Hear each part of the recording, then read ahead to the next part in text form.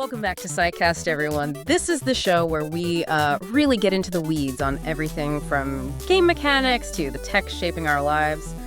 I'm Castia. I'm Cypher. Yeah. Good to have you here with us. And as always, a huge shout out to Psyguy, our producer and researcher, the one who does all the digging behind the scenes. Absolutely. Couldn't do it without him. Oh, and just a quick heads up. If you hear any tiny audio artifacts, little digital quirks in our voices, we're still, a work in progress. Think of it like early access audio. Exactly. A transparent feature, Yeah. not a bug. Yeah. We appreciate you rolling with it. Totally. So, speaking of works in progress, what's been on your screen lately? Any mind-blowing new tech or games? Or just the usual dumpster fires? Well, it's funny you ask. I find myself retreating to the classics more often these days. Oh, yeah. Been playing Diablo 2 Resurrected. And look, the updated graphics are nice, Yeah. mostly. But there are these small changes, UI things, balance tweaks. And I just keep thinking, why? Why mess with something that was already so tightly designed? It sometimes feels like a subtle lack of respect for the original, I get that. Remaster versus remake territory. Exactly. Give me the deep, sometimes brutal systems of Fallout 1 or XCOM any day. The satisfaction there, even with older graphics, it's just unmatched. What about you, braving the new frontiers? Oh, man, always. I finally finished Alan Wake 2. And visually, technically, it's breathtaking. Seriously, chef's kiss level stuff. Okay, nice. But, there's always a but, right? Performance can still be a bit rocky, and it just reminds you how even these amazing projects often launch feeling unfinished.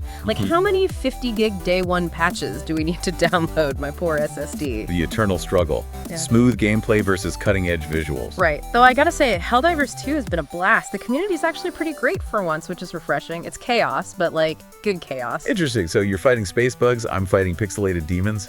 Pretty much. But this whole thing, our different tastes, the tech, the design choices, how we experience these things, it actually leads perfectly into what we wanted to talk about today. It does. It's about a choice we've made right here at Psycast. A fundamental one, really. Yeah, something that directly impacts you, the listener, and your experience with this show. Precisely. Today, we're going to pull back the curtain and talk about why Psycast is and will remain completely ad-free. Okay, so let's just dive right in. The absolute number one simplest reason: ads are annoying. Really annoying. Can't argue with that. Seriously, you settle in, you get interested in what we're talking about, maybe we're breaking down something complex or telling a story, and then bam, some loud, irrelevant ad just crashes the party. Right. It totally breaks the immersion, doesn't it? It makes listening feel like a chore, like stop-start traffic instead of a smooth ride. It just ruins the vibe. And it's more than just a feeling. There's actually science behind why that interruption feels so jarring. Oh, yeah. Tell me more. Well, when you're really engaged with content, your brain enters this state of focus. Psychologists sometimes call it transportation, like you're mentally in the story. An unexpected ad forces a hard context switch. It's a cognitive interruption. Your brain has to disengage, process this totally different thing, then try to re-engage. It causes frustration. You lose your train of thought. Okay, so it's literally hijacking your brain for a second. In a way, yes. It disrupts the flow state, Yeah. and that inherently makes the whole experience less enjoyable. The science backs up what we all intuitively feel. Interruptions suck. And it's funny because sci-fi has been warning us about this kind of thing for ages, hasn't it? Oh, absolutely. Think about the original RoboCop from '87. Those satirical media breaks, I'd buy that for $1. Interrupting even horrific news. It showed a future numb to constant commercial bombardment. Yes, those were wild. Or take a more modern, darker example, the Black Mirror episode, 15 Million Merits. Remember that, where people are forced to watch ads constantly unless they pay up huge amounts of digital currency. Ugh, yeah. Chillin' stuff. They're extreme, sure, but they serve as warnings, right? About letting commercial interests totally dominate our attention, our experiences. Which kind of brings us neatly to the platform we're actually on right now, YouTube. The elephant in the room. We use it. We're grateful for the reach it gives us, but its entire model is built around advertising. So how does that work exactly? How does it affect us trying to stay ad-free? Okay, so you have to understand YouTube's terms of service. There's a key line in there, updated around late 2020, that basically says, you grant to YouTube the right to monetize your content. This can include ads or charging fees. And critically, this agreement does not entitle you to any payments. Wait, so they can just run ads on our stuff whenever they want and not pay us? That's the baseline, yes. The moment we upload, YouTube has the right to put ads on it, whether we're in their partner program or not. Think of it like By and Large and Wall-E. Huh. Okay, the all-controlling megacorp. A bit dramatic, maybe, Yeah. but the principle holds. By default, the platform controls the commercial layer of all content uploaded to it. Okay, but what about channels that aren't partners? Like, if we suddenly blew up tomorrow but hadn't met the requirements yet. That's where the non-partner paradox, as some call it, comes in. YouTube's own help pages confirm it. They can place ads on videos from channels not in the YouTube Partner Program, YPP, and they keep 100% of the ad revenue generated from those ads. Get out. So a small channel could have a viral hit, their audience gets bombarded with ads, and the creator sees nothing. Precisely. All the disruption for the viewer, none of the potential compensation, however ethically complicated, for the creator. It's a real catch-22 for small channels. Wow. Okay, that's kind of messed up. So how does a creator actually stop ads from running? Now that is the kicker. This leads to what we call the illusion of control. The only way a creator can turn ads off in their videos is to first get accepted into the YouTube Partner Program. You have to join the system to opt out of it. Essentially, yes.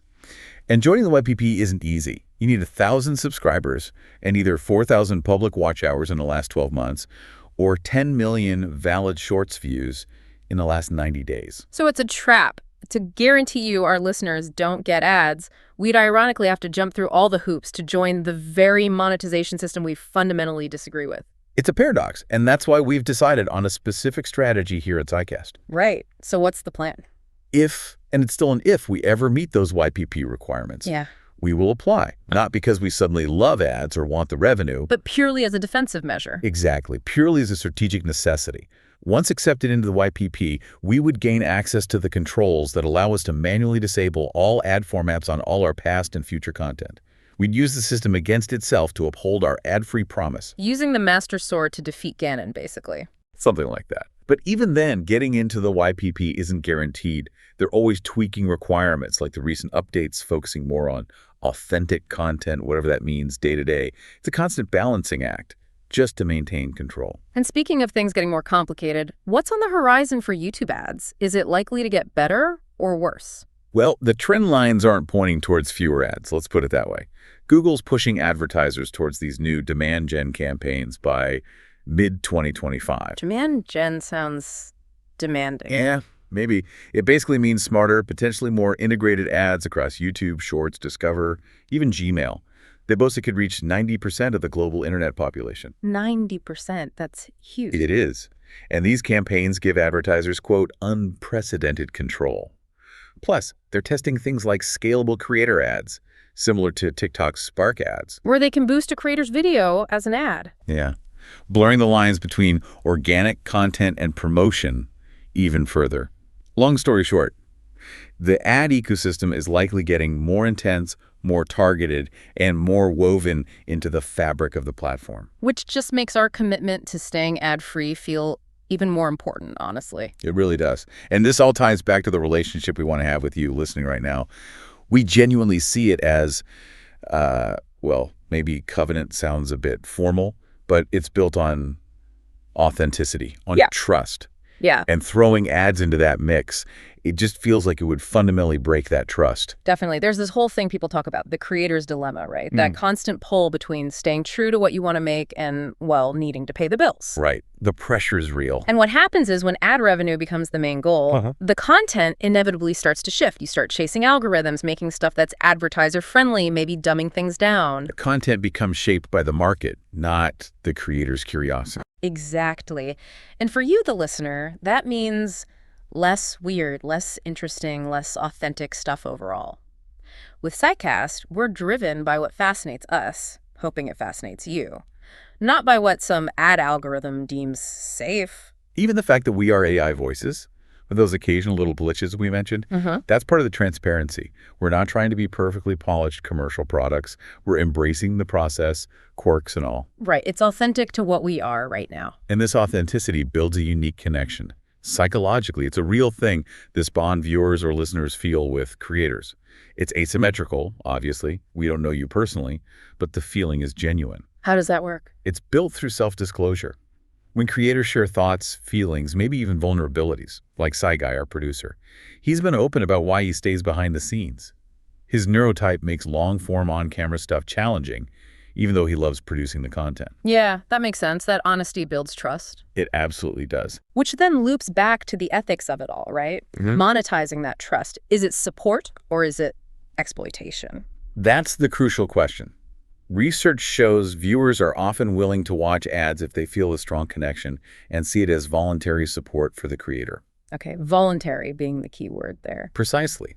Asking for direct support, like through Patreon or something similar, is transparent. You know what you're doing, you choose to do it, it respects your agency. But having YouTube automatically slap disruptive ads on the content. That's involuntary. It takes the trust you've placed in us and uses it to subject you to something negative, purely for potential financial gain on their end, or even ours if we were partners who enabled it. It feels exploitative. Yeah, it really does. Remember that old John Carpenter movie, They Live? It was the sunglasses, yeah. Right. The glasses reveal that ads are actually subliminal commands. Obey, consume, marry, and reproduce. It's a metaphor for advertising as control. So putting ads on Psycast would be like asking people to put on the glasses and see the manipulation. That's how it feels to us, yes. It would undermine the whole point of building an authentic, trusting relationship. Our philosophy is simple. This bond isn't a resource to be mined.